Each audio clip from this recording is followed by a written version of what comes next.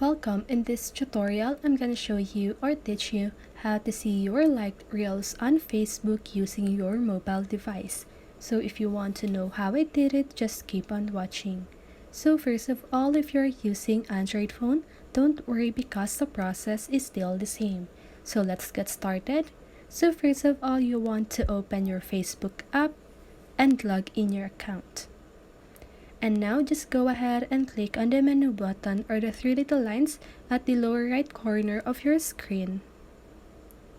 And now you can see all of your shortcuts.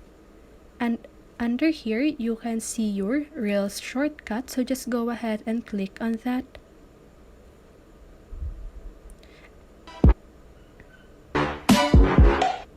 And now click on your profile photo at the upper right corner of your screen.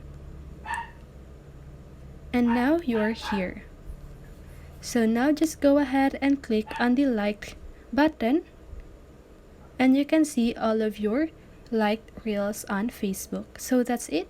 That is how you see all of your liked reels on Facebook. So I hope this video helped you, and if it did, make sure to like, subscribe, and hit the bell notification so you won't miss a video.